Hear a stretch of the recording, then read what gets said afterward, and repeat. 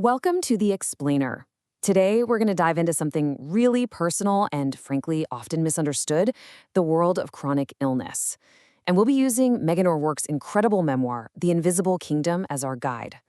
We're talking about what it's like to live with an illness that nobody else can even see. Let's just start with this quote because, wow, it really frames the whole challenge, doesn't it? I mean, imagine your reality is just constant pain or exhaustion. But on the outside, you look totally fine. This quote just nails that feeling of loneliness, that doubt you face when you have a condition that's, well, invisible. Okay, so our journey starts right here, trying to understand what it feels like to live in this invisible kingdom. It's a place where, as you're about to see, the biggest fight isn't with the illness itself, but just getting people to believe you. So, check this out. This really shows the huge gap between what you're feeling inside and what other people see. You feel like you're living a whole new, difficult reality, but to others, it might just look like you're preoccupied or that your story is getting old. You might even be told it's psychosomatic. As O'Rourke puts it, it's this incredibly difficult balancing act. You have to be your own biggest advocate, while at the same time, a little voice is asking, is this all in my head?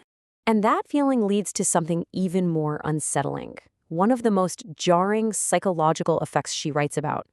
Let's get into what it's like to feel like you're becoming an imposter in your own life. Yeah, this is just a chilling way to put it.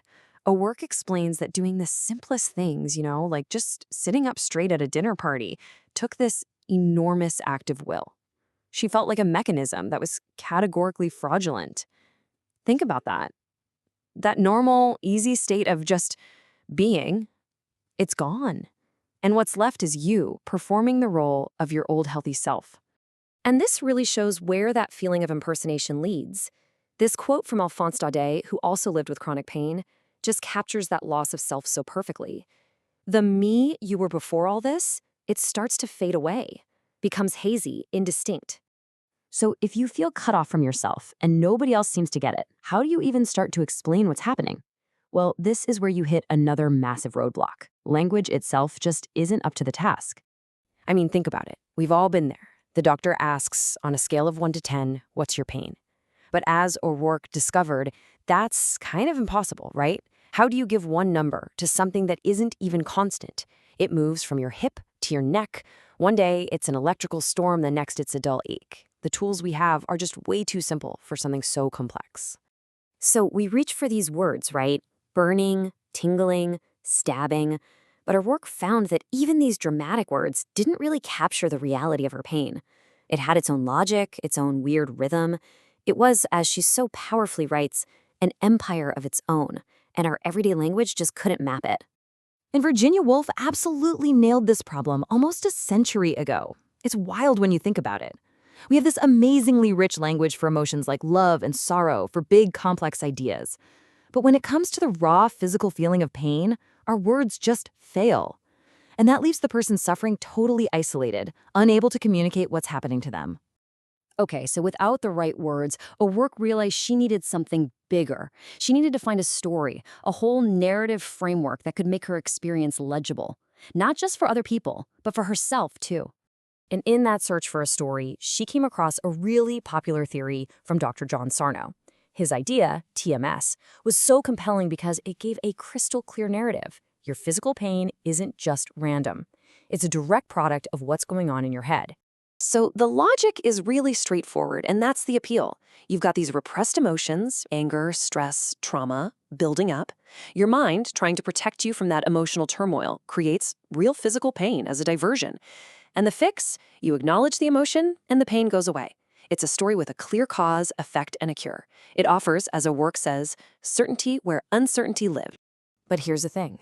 For her, that story just didn't fit. The framework, the exercises, they didn't work. The pain was still there. And that left her right back where she started, struggling with a body that felt completely wrong, but with no coherent story to explain why. The search had to keep going. And this all leads us to the real heart of the issue, to a pretty direct question a friend asked her that gets at this very deep, very human need for an answer. This is such a critical question. A lot of us are kind of suspicious of diagnoses, right? We see them as these restrictive labels, like they're putting people in a box. But if you're the one suffering day in and day out with no answer, a diagnosis isn't a box, it's a key. It's a form of understanding. And if you want the real insight, just look at the word itself. Diagnosis comes from the Greek word for to know, and that is its real power. It's not just a label, it's a form of knowing. So what does that knowing actually do for someone? Well, it gives them a story. It gives them a shared language. It takes this lonely, confusing internal chaos and makes it something real and tangible, something you can name, talk about, research, and hopefully treat. It's the very first step from just being lost to actually finding a path forward. And this story about Alice James, wow, it just illustrates this need so brilliantly.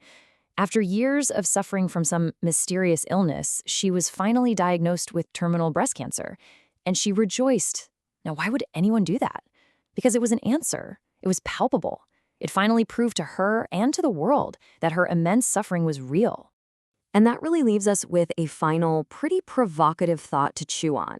For someone who's just adrift in this invisible kingdom of chronic illness, misunderstood and even doubting themselves, what is the real power of finally having a name for it? Maybe it isn't a sentence at all. Maybe it's a release. Maybe it's the key that finally unlocks that door.